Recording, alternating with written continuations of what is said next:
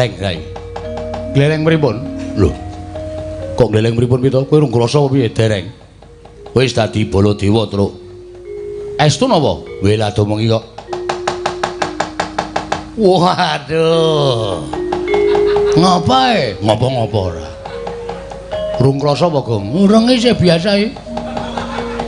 Wis wujud Ndara Werkudara. Hah? Wujud Ndara Werkudara. Ngopo kok madhes iki? Werkudara ini arep ora dadak. Gembos bane. Petruk nunggu sing apik, nggih. Supaya aja nganti ketara, Petruk patrape kaya Baladewa tenan. Gong. Nun, lelinggo sing apik. Malangkrik. Tangane sing tengen numpang tangan kiwa. Wah, ayo wangun. Piye nggih Rantasena? Nah, nek Petruk wis pas suarane. Bapa Werkudara. Wah. Kurang gedhe, ha? Kurang gedhe. Wis angel e. Nyuwara, ha? Nyuwara. Nyuwara? Wah. Gedheke sithik. Wah. Rada gedhe neh, rada antep. Ora cemeng ngono kuwi. Wah. Aku mbok mau dadi Baladewa Truk. Penak le omongan iki ngrekoso iso njeblok wetengku. Ngene carane wetenge diampet, suarane liwat gulu. Ayo.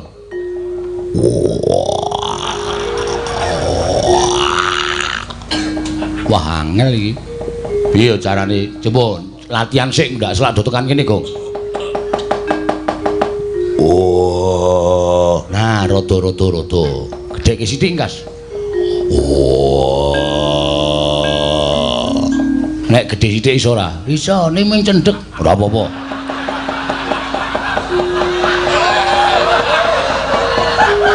Coba gedhekno. Wah. Pisan, Kas. Wah.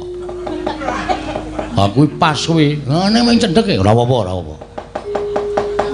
Dijajal yo, Pakde Baladewa, anakku wong Kakak Antasena piye? Wah, nek kowe persis banget lho. Bapa Jodimati. Wah. Iki kersa iki? Inggih. Iki kersa iki? Inggih. Wah, Kresna. Wah. Gong suarane, Gong. Wah. Iki Narayana. Iya Werkudara. Wah. Sik tak ngilangi apa iki mlebu ning klambi. Nyokot e. Koko Prabu ngaturi sareh. Sareh piye? Ana wong sing ngembari karo aku panusaning jajaran kuwi menungso ngembari karo aku iki. Ndelok diajar. Kresna aja percaya. Kuwi sing ngembari karo aku. Kuwi sing ngembari karo aku. Inggih, kula ngertos. Sabar. Yo, sabar. Kula tak rembug perkara iki sabar. Iya. Lho kok ora basa karo aku? Ora basa ora apa-apa, rumah sama aku ora ngerti karo kowe apa piye? Lho. Kersa ngerti? Iya, aku ngerti wae apa rumah sama aku ora ngerti. Kresna kakangku. Mbuh. Oh, konangan Truk yo salene musik to. Men ngene iki sikik men gayang ora. Ora kok sik. Apa kira-kira negara Ndarawati wis ilang? Pagebluk ingkang tumama ilang kados pundi? Pagebluk menapa kok Prabu? Kok sik to? Yai Prabu mau tekan kene.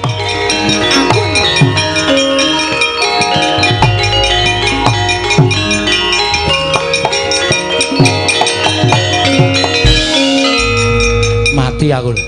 Ndara Werkudara banter banget nendhangi. Wah, anggere sikile tiba ning lemah duk ngono dekok jero banget. Nek tiba ning sirahku iso pecah dadi sewarang-warang. Baladewa ya nesu itu ambek. Ngapa?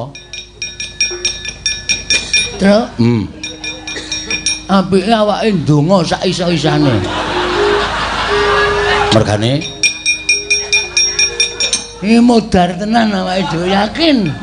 lah ngopo mulane ayo mlayu ndak tenan doyan Ndara Werkudara wis doyan Ndara Baladewa mlayu sing ben ayo ngendi sik Andra ya Modar kowe.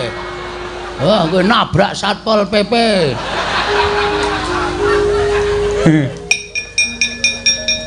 Ora ngomongi to, Gong. Aku wis weruh wis mak tratap. Kapok kowe.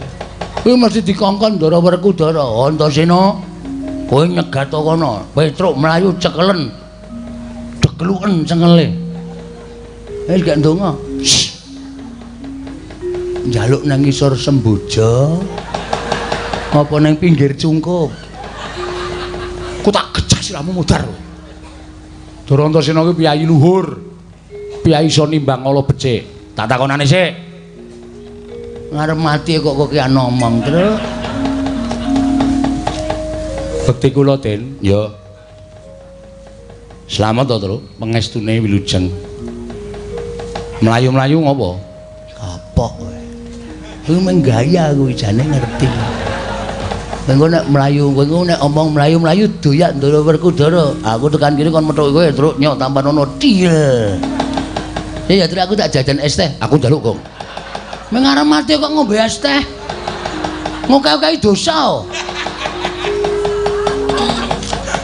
Apa ngombe es teh kok dosa iki cara ngendi?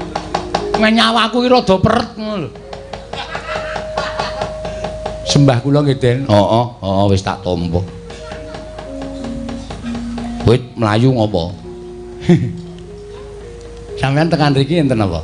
Lho, takoni urung takon aku wis ganti takon. Kula tak nyuwun pirsa riyin ben ayem mati kula, Den. Sampeyan tekan mriki madosi sinten? Goleki kowe. Modar. Wis yakin wis. Santai wae, Truk, wis. Pokoke diiklaske wae, anggere ikhlas lak nyawamu malah ora kangelan limrucut. Anggere kowe engko ki atimu awel dipateni malah nyawane angel limrucut. Wis ikhlas ngono wae, nggo Ndara Mestaka kula ngono wae. Sik Gong kowe iki omong apa to? Dar kowe gendi kowe sing diancam ora. Aku ora nantang bapakne kok. Kowe mlayu mrene ngopo, Truk? Dioyak Keng Rama. Lho, bapak sapa? Bapak Pucung. Kowe lha sembrono Petroke. Cucuk watu sisan gong-gong. Hei, sih. Aku ki wedi tenan. Semongane kok malah meden-medeni ora. Kepoyo ora to? Kepoyo. Awong wedi kon ora kepoyo ora.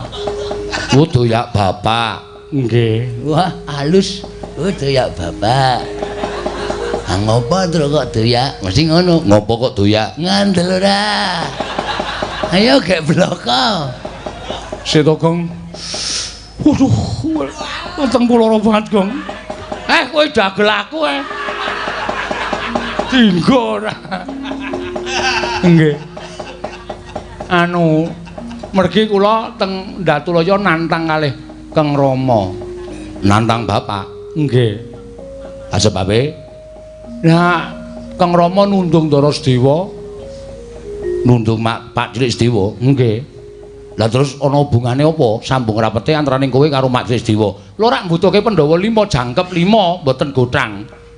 Pamriye? Nggo tamba bapak. Bapak niku lara, wis kaya ketap-ketip kaya wis koncatan nyawa nika. Ning iso dawuh, Pandhawa 5 kon rawuh mrene sinambi mundi Pustaka Jamus Limasada kuwi dadi usagaku. Dadi tamba.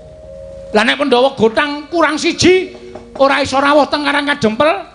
Lho bapak mati piye ayo? Nek Semar mati piye? Mula kula wani kalih Kang Rama merga Kang Rama nundung Ndara Sedewa.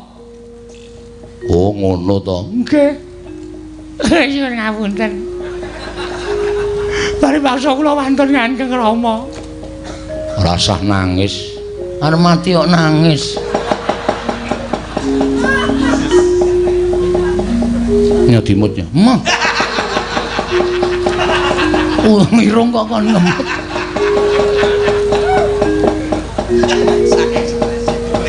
Petruk ki anggere stres sak uni-unine. Mangkel aku. Ora kandhani. Kowe rasa wedi karo aku. Nggih. Aku rene methuke kowe iki aku dalam rangka peringatan hari 17 ini ora. Aja neruske sik. Aku tekan kene iki niatku ora kok arep ngewangi bapak. Estu napa? Heeh.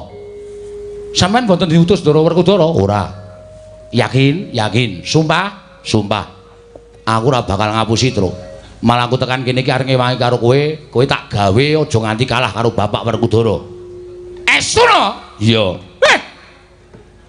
Ding ding tang ding ding ding ding tang ding ding ding ding tang ding ding ding ding ding ding.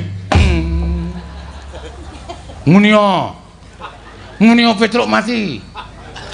Culek matamu. Kowe iki nggo ngeyem-yemi ya. Kowe diyem-yemi, mengko nek wis kowe lena, pres. Nggih, Den? Ora. Iya. Iya. Seneng ae.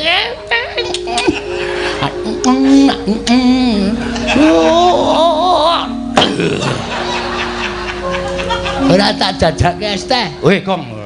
Anonya Ya sithik-sithik ora. turaku lho. Ya wis ora apa-apa. Den, Apa? kula doyak Ndara Baladewa. Sebabe? Sebabe padha kali Petruk. Lho, jare sing nundung Majelis Dewa Bapak Werkudara. Anane Ingkang Rama duka. Niku sing ngubupi Baladewa. Anane bapak nesu gedhe mergo diubupi Siwa Mandura. Mengkono critane. Nek ngono wong loro tak ayomi.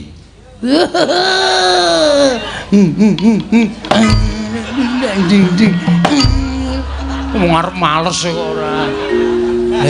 Iki. Saiki do pindah kene. Pindah kono. Pindah kono iki.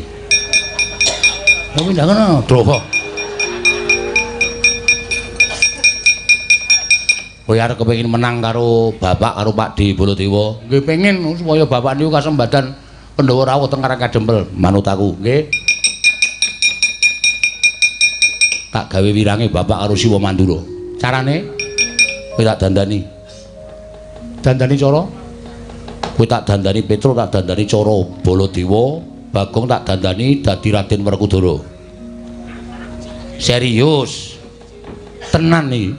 Wah, iki jos Gong iki. Jos piye? Ameng-ameng nyawa no.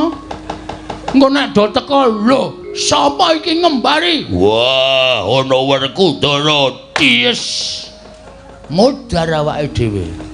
Ngandel ta, asline mung dipateni alus-alusan kok, Tru. Tak pikir-pikir omongane Bagong niku bener. Nek kula dadi Baladewa, Bagong dadi Werkudara, niku saya do nesu. Kowe ora usah kuwatir, kowe tak nehi kekuatanku, kowe tak nehi kesektenku. Kowe ora iso dilarani, ora iso dipateni. Lho, Gong, ora iso dilarani, ora iso dipateni. Nantek baterene? Yes, Ben. Nggih, kula manut mawon. Ya, manut ya, manut. Bagong manut. Manut. Waduh, ganti Werkudara, Tru. Ah iya. Gleleng iki aku. Nglelengo ning ati-ati ora. Kula dadi Prabu Baladewa. Wis saiki do ngampet-ampekan.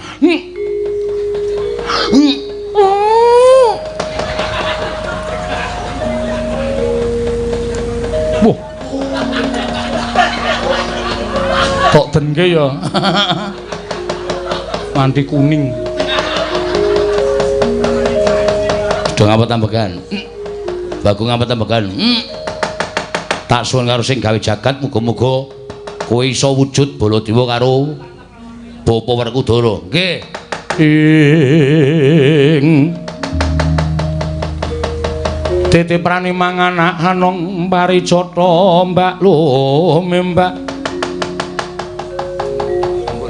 Dijambul. Balume Mbak lamun mambeng erombak ing samudra hangra. Sida ora iki, ora omong. ngenteni len jupuk wayang. Oh iya.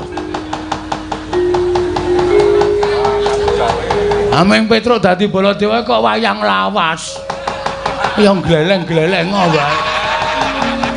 Eman-eman to ya. Wis Bagong meneng. Wah, sedekep kok isih omong kowe. Sula meneh mawon. Ya ing tan samar pamoring sukma sinukmaya. Sinukmaya winayu ing ngasepi. Oh, mandi panyuning Sang Antasena. Ilang wujuding Lora Petruk miwah Lora Bagong ana nata mandra tuwin Raden Harya Werkudara.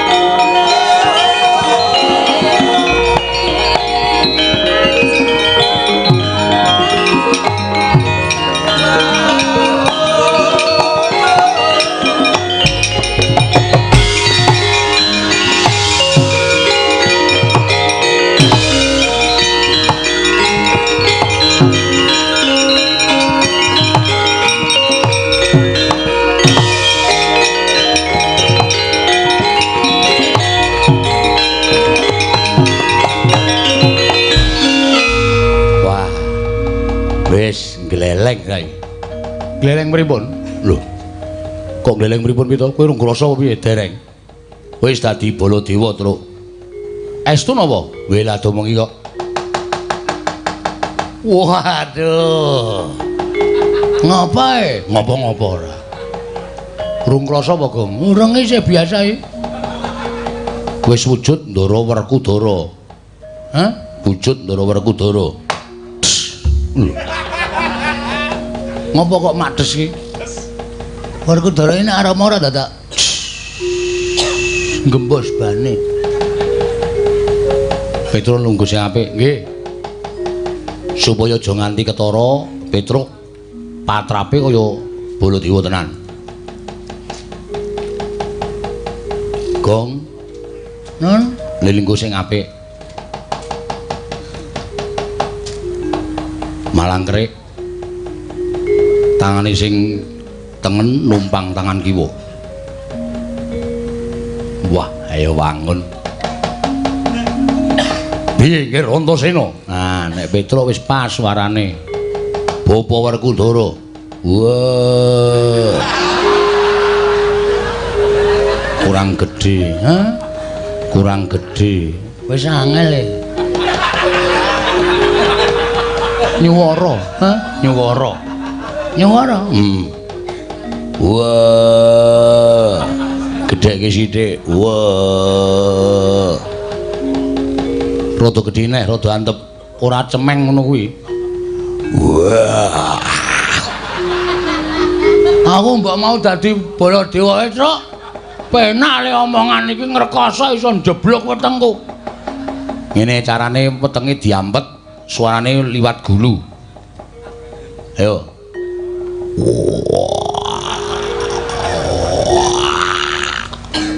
Wah, angel iki. Piye carane? Coba latihan sik ndak selak do tekan kene, Gong. Oh, nah rada-rada. Gedheke sithik, Kas. Oh. Nek gedhe sithik iso ora? Iso ning cendhek. Ora apa-apa.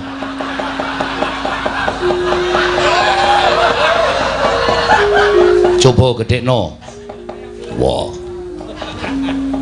Pisan, Kas. Wah. Aku pas kuwi. Ngene ning cendhek e. Ora apa-apa, ora apa. Dijajal yo, Pakde Baladewa, anakku wong Kakah Antasena piye? Wah, nek kowe persis banget lho. Bapa Jodipati. Wah.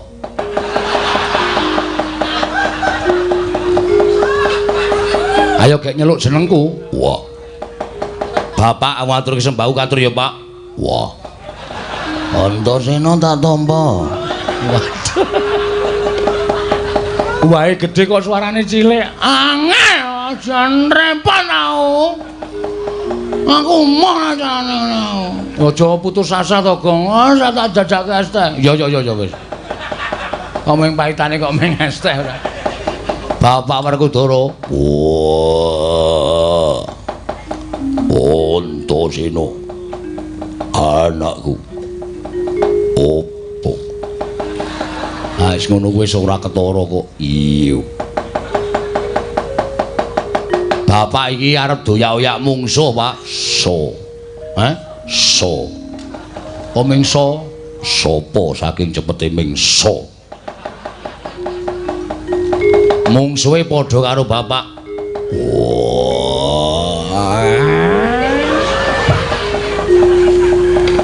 Ojo kuwatir. Aku bapakmu ingkang bakal ndrakulake mungsuh kepapan kakek kontesen. Wis sakaremu, Gong. Bejo cilaka tok sandang dhewe. Aja kaya ngono. Wah, aja nekake aku. Werkudara. Baladewa. Baladewa dengkul. Baladewa. Baladewa kakangku apa? Sing prayitna ngati-ati, Dimas. Wah, iya. Aja kuwatir. Antasena Mudura mungsuh tak trajange. Yo, ngati-ati wis kono. Iki mengke nek kula dipateni ora bakal mati wis to. Wis tak nehi jaya kekuatan. Kowe dilarani ora bakal lara, dipateni ora bakal mati. Oh nggih. Aku piye? Nek kowe mati, wah. Jangan begitu. Kowe ya ora apa-apa, Pak, ora usah kuwatir.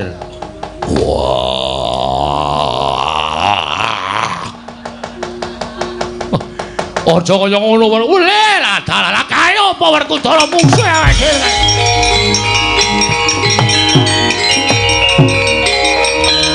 Wah, piye? Wah.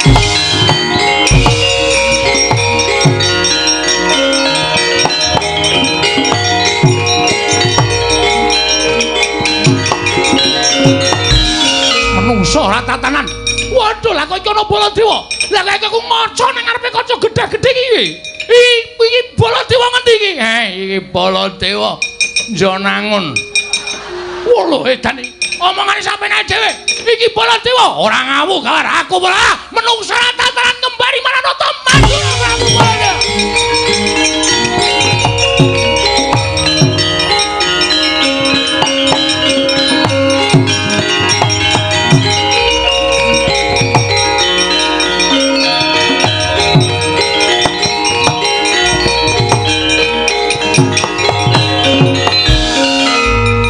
Modar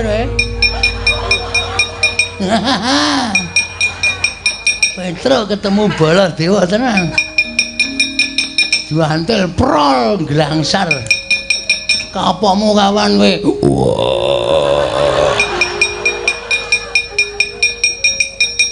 Soe. Wah, setan.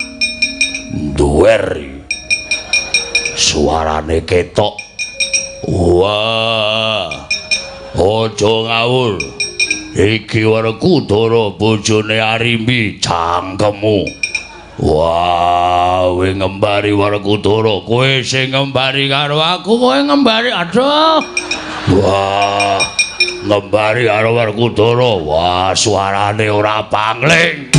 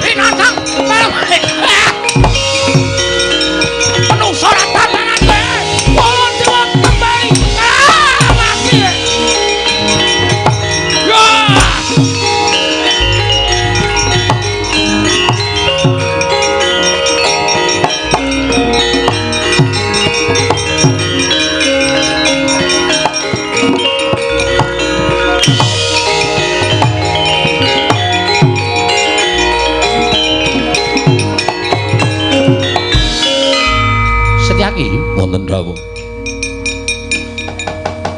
Bareng tekan negara Ngamarta kok ana gegeran ora karu-karuan kae. Bleduk mangampak-ampak lebur kasabuting angin. Lah iya. Mula aku tumiyup saking Durgantara.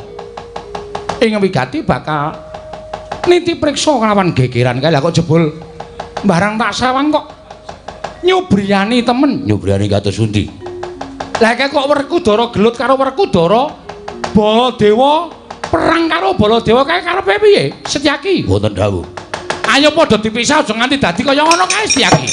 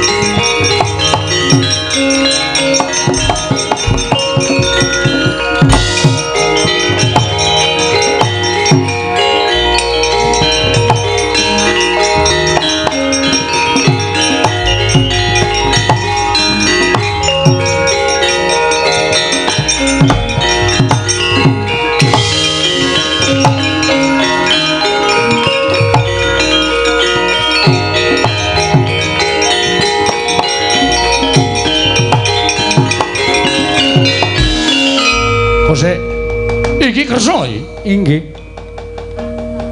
Iki Kresna iki? Inggih. Wah, Kresna. Wah. Gong suarane, gong. Wah. Iki Narayana. Iya, Werkudara. Wah. Sik tak ngilangi apa iki mlebu nang klambi.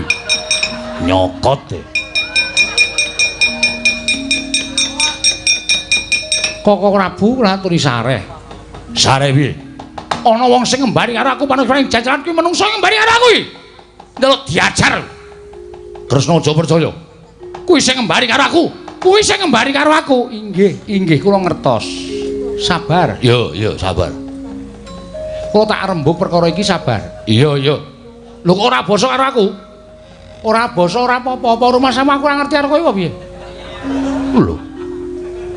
Kresna ngerti? Ya aku ngerti wae apa rumah sama aku ora ngerti. Kresna kakangku. Mbuh.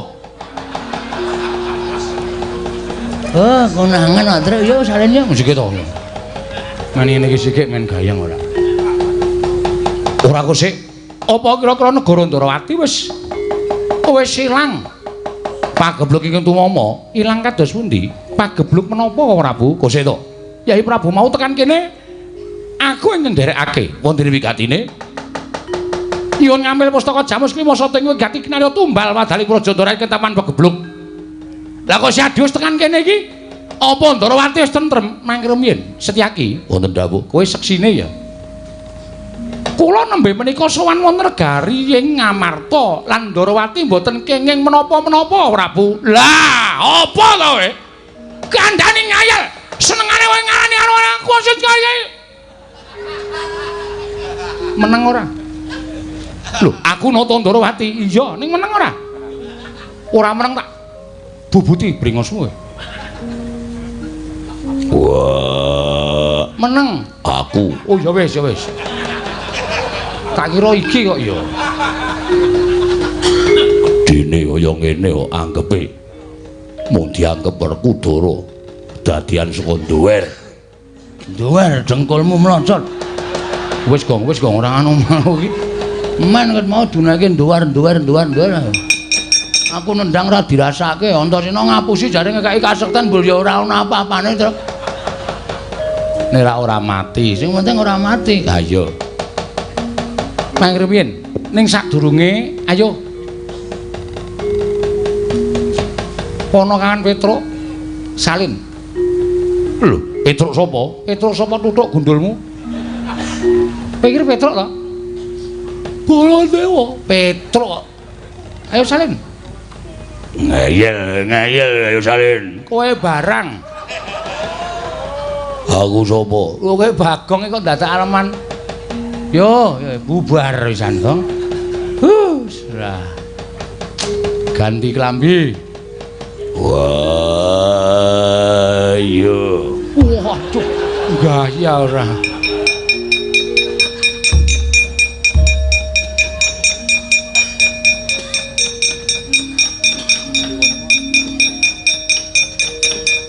Mengane Bagong kon salin angel. Ra sida ngelucu, Truk. Ha piye dinggahke wisan? Ha iya.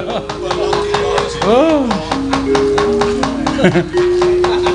Wis kowe saiki padha sumenea nggih.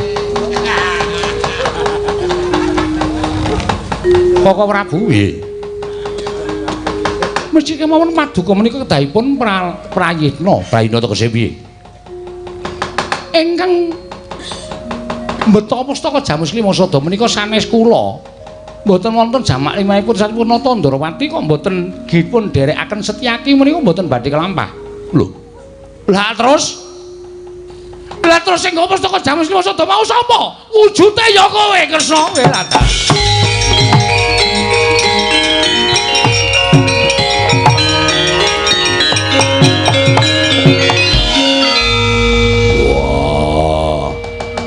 Kresna aja mbingung aku. Aku wis kebacut nundung Sedewa. Jebul sing gawa pusaka dudu kowe. Dudu Werkudara Setyaki seksine. Kakang Mas Yudiwati. Sanes Koko Prabu nembe menika rawuh wonten negari Ngamarta. Wah, edan. Baladewa kakangku piye kanane kaya ngene? Wah, dalalah kriwikan dadi grojokan keguyon dadi tangisan. Kapok ora we. Diomongi ngeyel. Wong nek muni duwe pawadan aku sing paling bener sing ngomong sapa?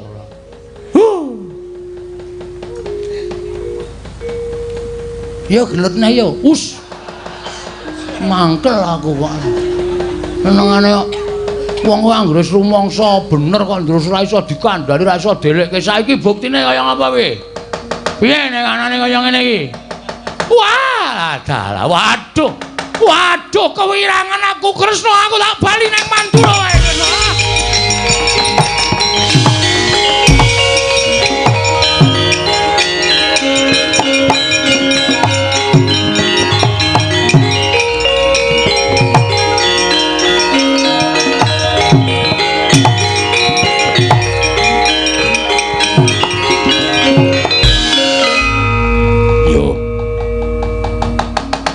Ngakoni luputanku. Aku wis nundung karo Sedewa. Aku wis dadi jalarani langing pustaka Jamus Klimasada. Ning lelakon sing wis kelakon digetunana tanpa guna. Werkudara, pancen bener apa kang tok kandhakake? Ngibarate sega ingkang wis dadi jenang ora bakal pulih dadi sega. Yo. Mula perkara iki wajibe ditanggung jawabi tegese wani nanggung perkarane. Nanggung perkarane piye? Ayo sowan ngersaning Kakang Semar Badranaya. Nadyan ora nganti pustaka Jamus Klimasada sarta ora nganti lawan Adi Muragil ingkang lunga saka negara Ngamarta. Nanging mbok menawa rawuh ing siadi lawan Yayi Prabu Darmakusuma dadi srana tentreming Kakang Semar. Wah, Semar. Aku njaluk ngapura. Ngarep kakangku tak boyonge sowan ing Karang Kadempel Jlamprung tak ajake nekula tak kandhine. Semar, aku luput, aku njaluk ngapura. Dimas, mangkat to dhisik. Wah, yo aku njaluk ngapura Semar.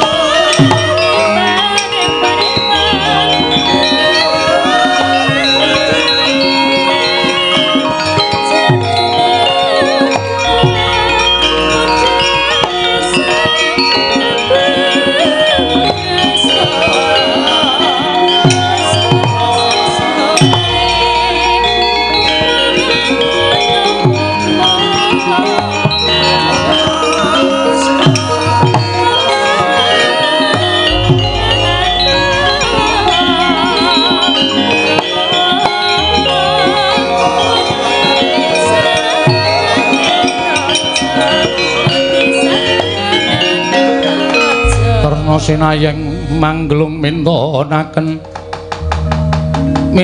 Dewi Kramanira kang kumitraning asta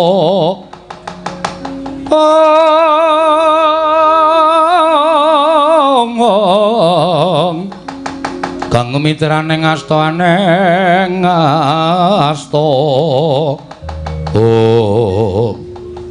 Petro nun dina samengko Werkudara wis ngakoni kelawan keluputane nggih mula tumuli tak dawuhi supaya budal nang Karang Kadempel ning kuwatos manahku Londoro lho kuwatir perkara apa nggih kuwatos nek nganti mangke Bapak Prisa Pandhawa nika gutang ora gawe tentreming penggali bapak ning malah dadi srana larane bapak niku saya nemen saya banget niku malah ora prayoga kowe aja kuwatir aku ngerti pambegane bapakmu bapak niku pripun bapakmu ki nek duwe kekarepan ora tau kawetu basa wantah tegese ora tau diucapake mung ginebeng ana jroning batin ginebeng ana jroning ati oh ngoten iya mula bapakmu nandang lara kuwi sak temene kok ora lara ragane kuwi ora lara nanging pancen wong tuamu kuwi duwe gegayuhan lha gegayuhanipun apa wong bapak niku wong sekeng bapak niku wong ora duwe bapak niku wong melarat bapak niku mring ngabdi kok duwe gegayuhan kok nganti direwangi lara wis to percaya karo aku terus kersane ayo bali ning Karang Kadempel mengko yen to adu arep karo Kresna bapak mesti bloko karo Nata Ndrawati oh nggih iya nggih monggo mawon nek wonten napa-napa sampeyan tanggung jawab lho aku sing tanggung jawab oh nggih matur nuwun Setyaki wonten timbalan ayo derenipun Kakang Sawawi kula dherekaken Petruk Bagong budal bareng karo aku budal ning Karang Kadempel monggo sinuwun kula dherekaken iya ana kawan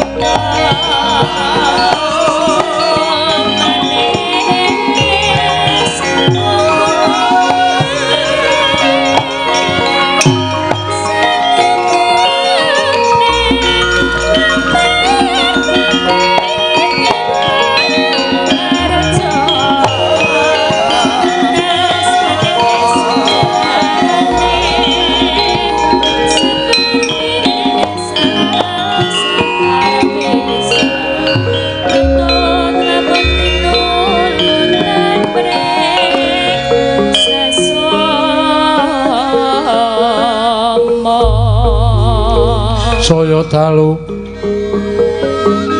ras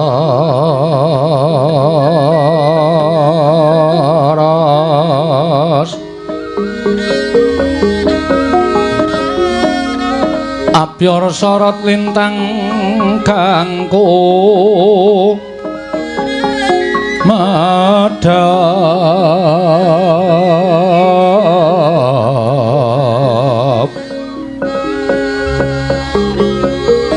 tete sonya matya ratri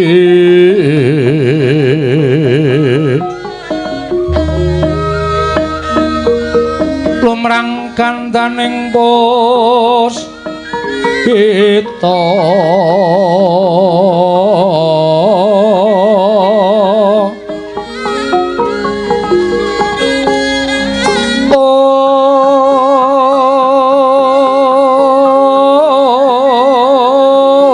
karenggiwan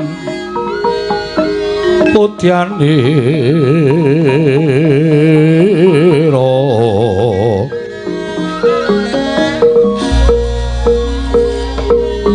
sang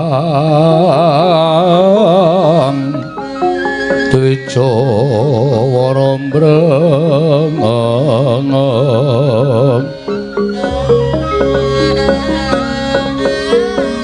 swaraning madu pranta manungsung sarine ngembang ong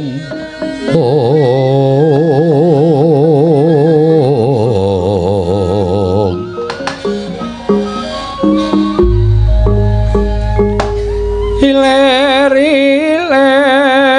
tandure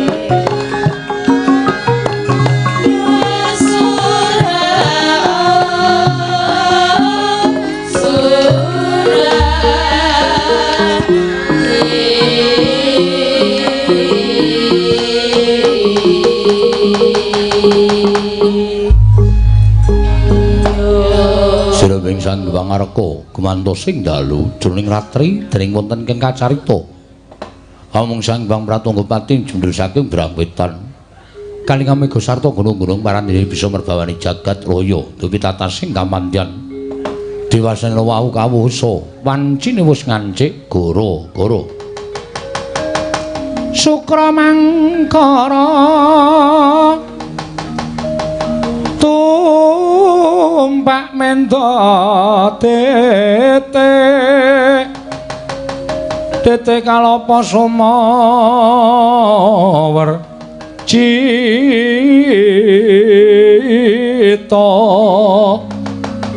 hangkara rakata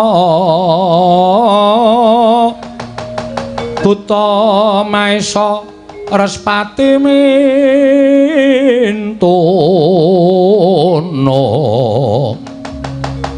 Eka dwi tricatur panca Sacapta Hastana wadasa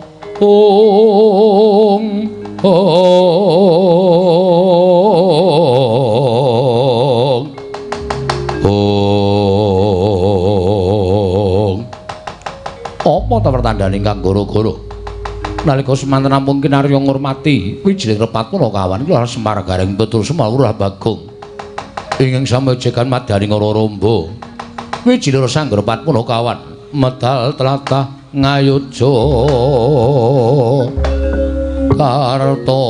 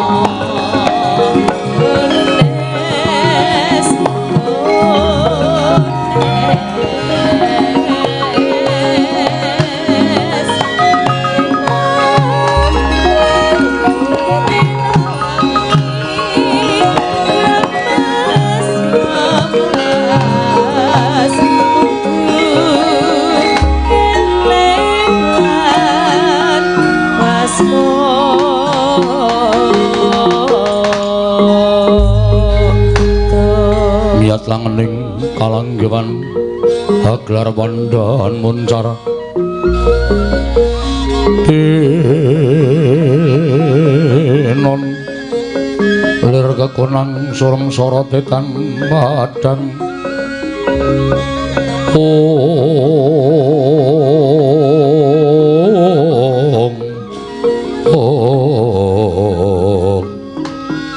Kakang Semar Kakang Badranaya jebul bener apa kang diaturake kelawan Petruk apa dene Bagong yen to Kakang Semar nandhang ruga Kakang iki Puntadewa wis sowan ana ing Karang Kadempel. Wah Dipol aku njaluk ngapura aku wis sowan ana ing Karang Kadempel Kakang Badranaya Kakang Semar aja nikake lawan para Pandhawa Kakang Semar para gage wungu warasa Kakang Badranaya jagat waisaning Bathara wayah para jagat Kakang Semar mara ndak suwun Kakang Nayataka paringa dawuh sejatine eneng apa dene Kakang Semar teka nandhang raga mongko Kresna ora nate pangling kelawan watak wantuning Kakang Badranaya Kakang Semar ki duwe gegayuhan ora nate kawiyos sing pangandikan kanthi cetha nanging ginebeng ana ing jroning penggalih Kakang Nayataka Kakang Semar darbe gegayuhan apa Kakang Semar dadi panjaluk apa marang para Pandhawa? Iki Yayi Darmaji sak kadang kadeyan ing padha swana ning karang kadempel Kakang Nayantaka. Semareka den prayitna samuriris eka balik titiyani gandayani tresanya purnama sasi gilar-gilaran ing tengah latar milang lintang Bima Sekti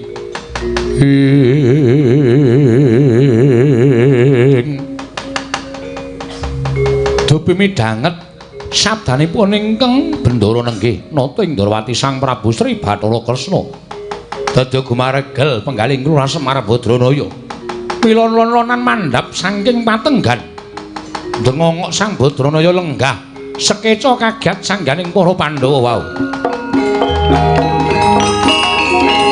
titiyani gandayani tresanya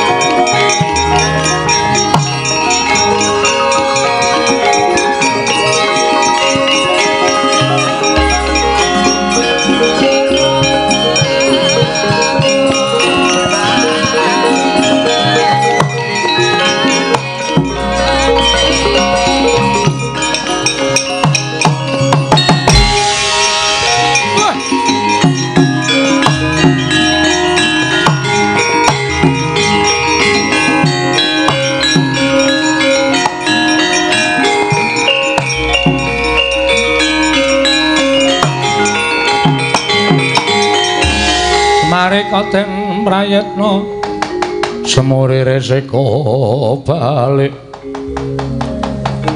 titiyani gandayani tresanya purnama sasi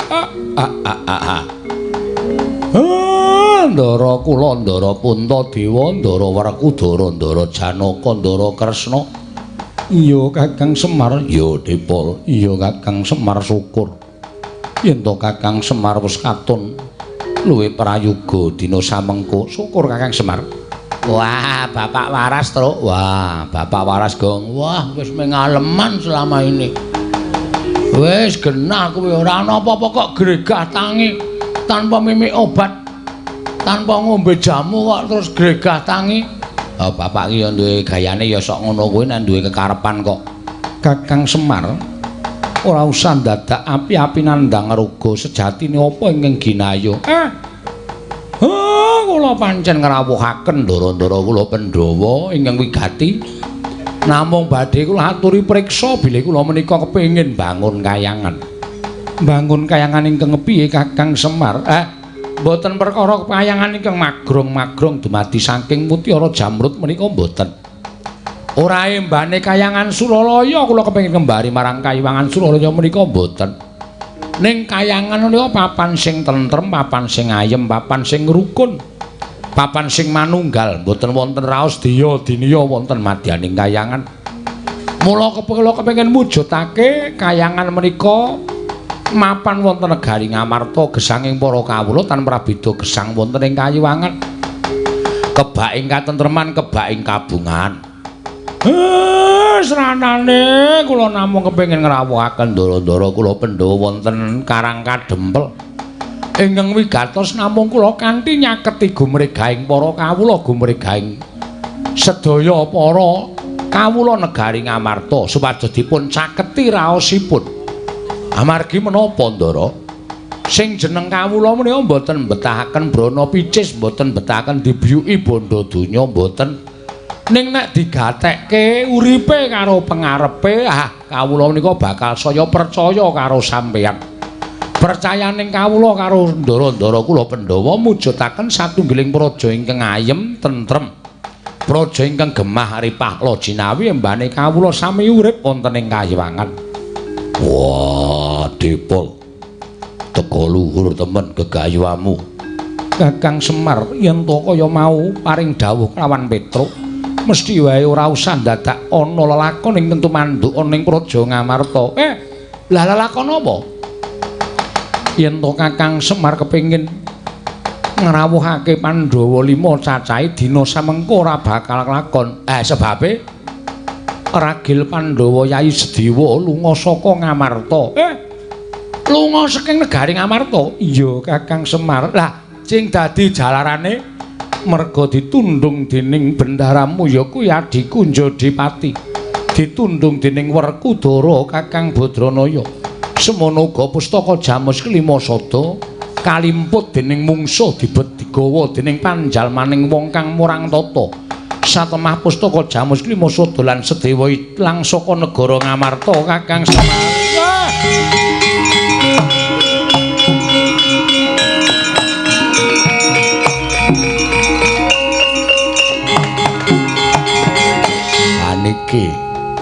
Niki mertandhake nek sampeyan iku kurang lantip panggraitane. Sampeyan kurang awas, ngoten. Jaman sakniki nek ora awas gampang diblithuk karo sak pepadane. Jaman sakniki nek ora pinter gampang dirubuhke ngalor, dirubuhke ngidul karo sak pepadane. Mula sesuk meneh niku sing prayitna ngati-ati. Iya, Kakang Semar, aku njaluk ngapura.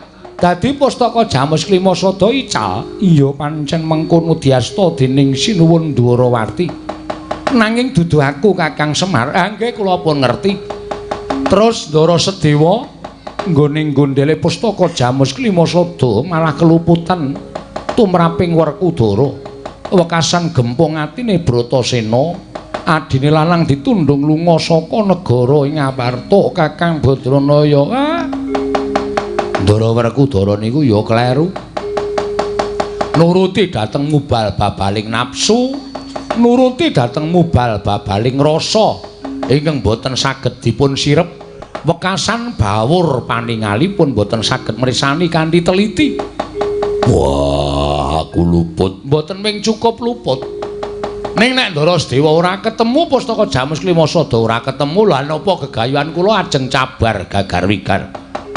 Mula Sinuwun Ndarawati kali Ndara Werkudara, Ndara Janaka nggih ampun terus meneng-menengan kaya ngeten iki.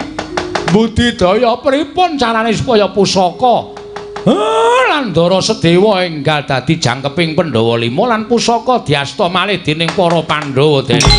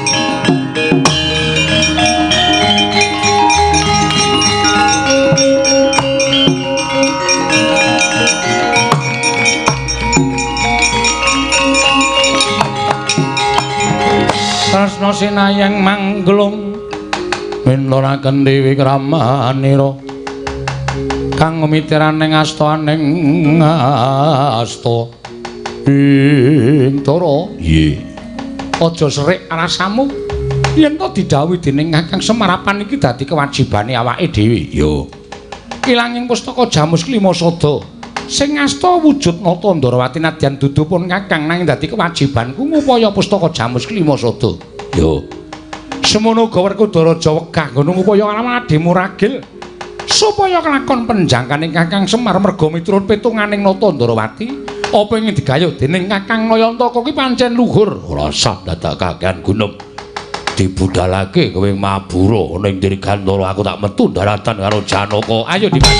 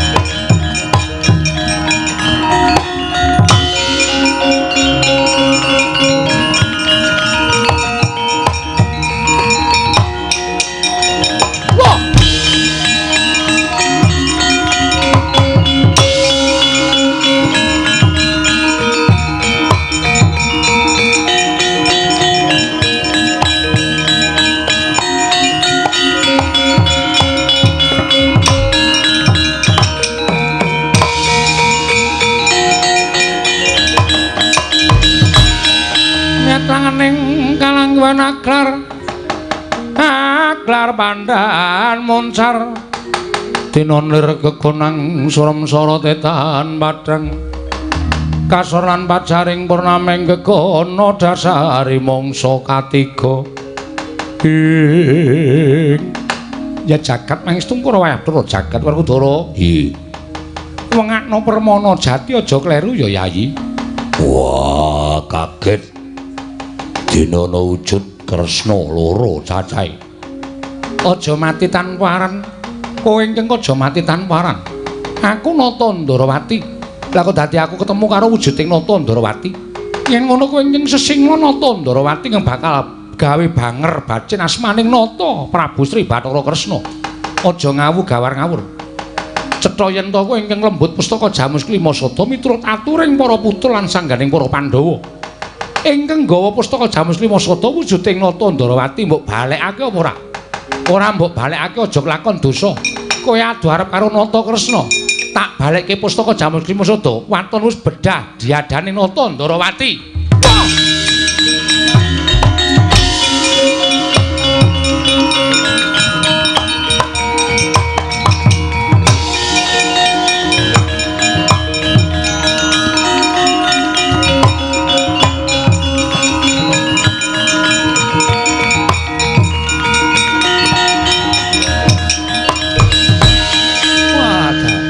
Werkudara, kowe aja kleru.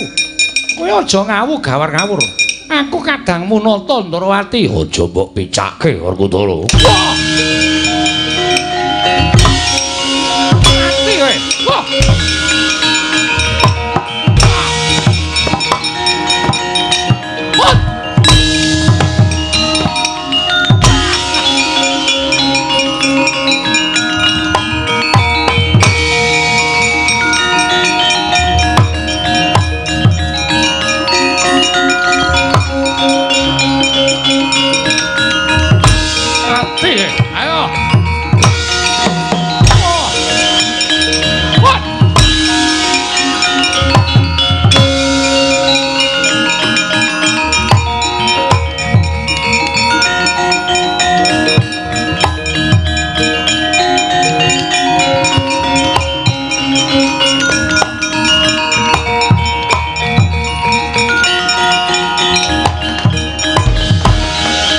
Atmara Sang Arjuna Esmanya kang kamanungsan kasrepan tingkahing mungsa piye Janaka Koko Prabu nyata mboten jamak limrahipun menawi Nata Ndarawati tandhangipun kados mekaten Koko Prabu ingkang rayi kasoran nadyan Kakang Mas Njodipati ugi kasoran kelawan Nata Ndarawati ingkang sajakipun sampun benten kaliyan paduka Kanjeng Koko Prabu Janaka wonten paring adhawu sabisa-bisa tambakan lakuning Ratu Ndarawati ae Koko Prabu badhe tindak dhateng pundi aku tak golek jago ingkang sakmurwat karo kekuwataning Kresna kae.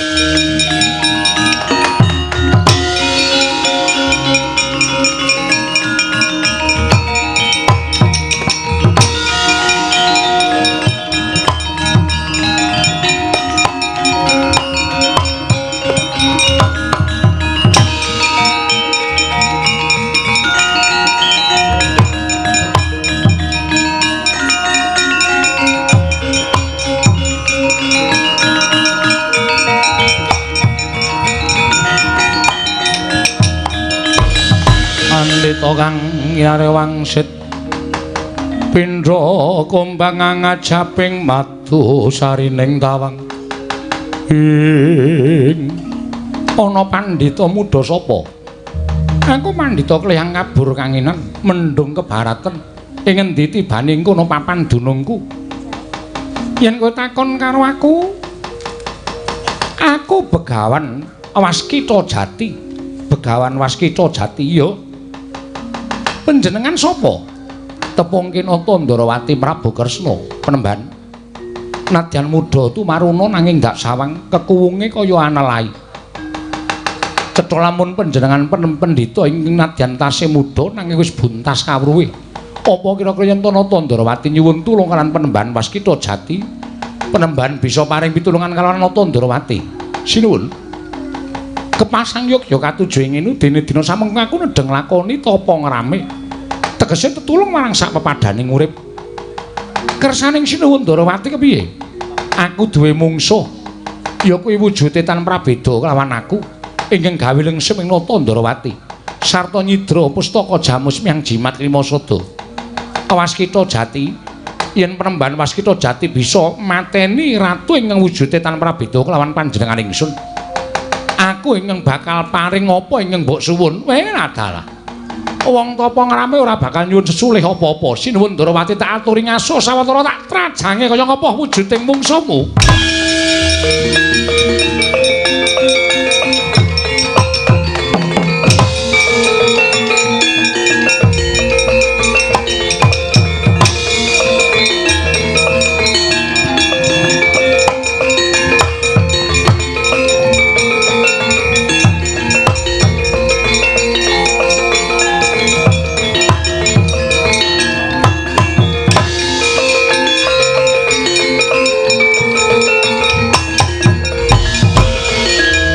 Jebul iki to sing sesingla Nata Ndarawati.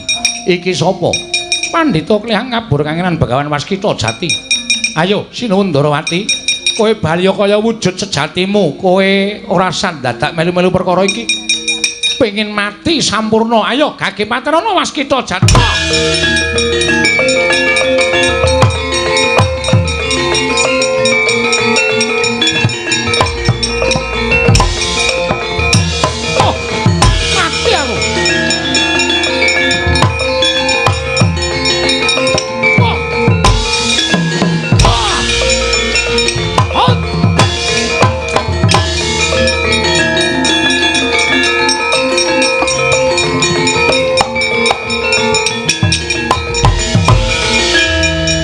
Menungso ora tatanan. Jebul kekuwataning ngungkuli kelawan Werkudara lan Janakaya. Waskita Jati ungguli pustaka Jamus Limasada lakon babar jatining wujud marang.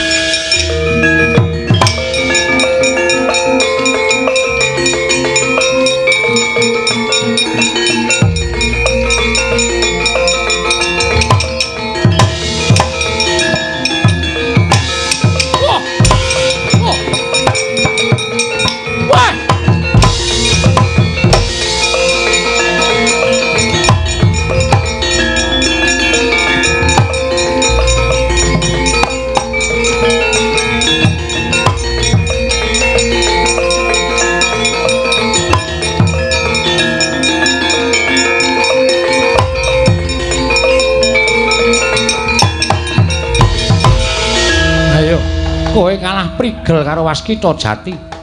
Isa tak rebut pusaka pustaka Jamus Miang Jimat Limasada. Nyaketa kene Nata Ndarawati ora kelakon mati dening aku derajat apa?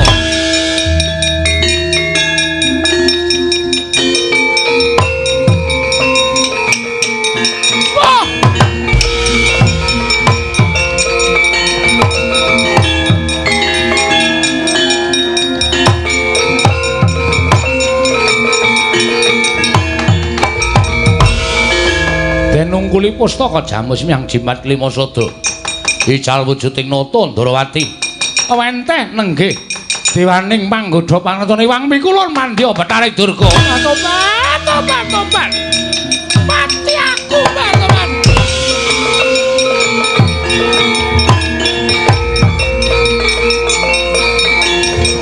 Mati aku yo.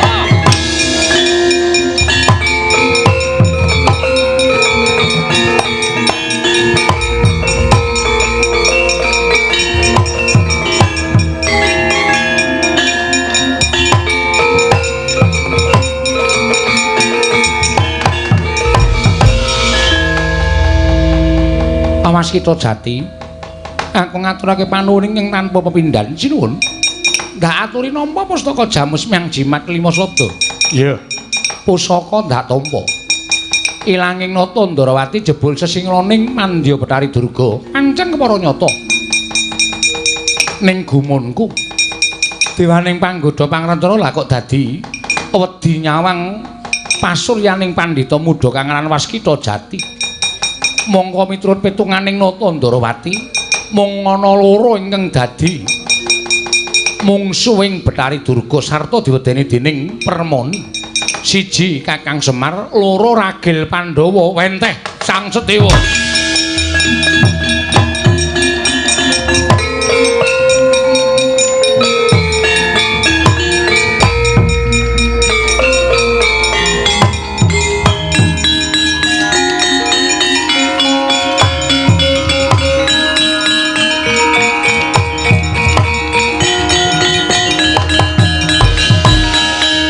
Koko Prabu kula ngaturaken bekti kula kunjuk. Iya ya. Sedewa ora dadi ngopo. Bingung raos sing manah kula kedah mapan wonten ing pundi tumuli kula memba pandhita namipun Raskita Jati. Yayi, kaya prayoga kaya mengkono ora ado-ado lungamu saka negara Ngamarta. Inggih, kasinggan mekaten. Digoleki dulurmu tuwa sing nundung karo kowe, Kakang Mas Werkudara. Iya, mangke kula nampi duka ora ana aku, Yayi.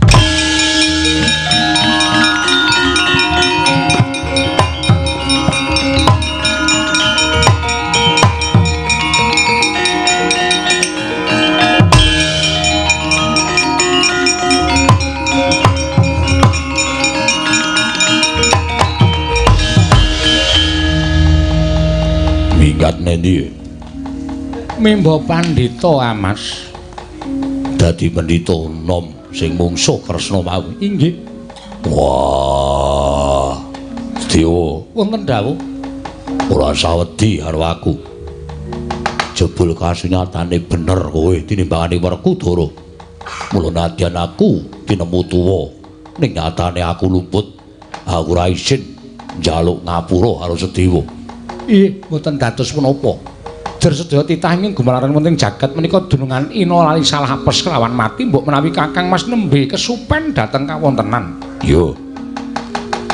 Ragil Wonten dawuh diarep-arep barep kakangku nyang Karang Kadempel. Kresna kakangku pusaka Jamus Lima Sada aturna barep kakangku Werkudara Sedewaya budhal nang Karang Kadempel.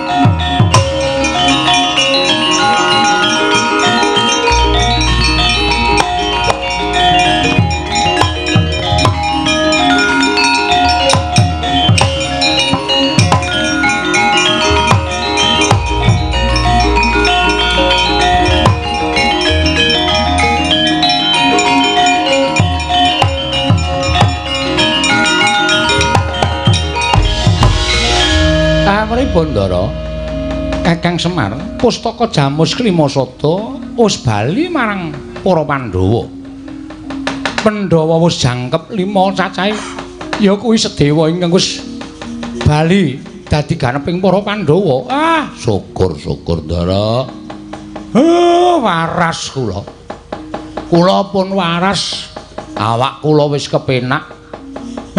Merga kanthi Pandhawa rawuh enten Karang Kadempel niki mujudake tetunggalanipun antawisipun Nalendra lan kawula. Nalendranipun sinuwun Puntadewa, kawulanipun kula wakili manunggaling kawula lan Gusti saged mujudaken satunggiling negari ingkang gemah ripah loh jinawi. Gesanging para kawula embanipun sami gesang wonten ing kayiwangan kebak katentreman, kebak karukunan lan kabagyan.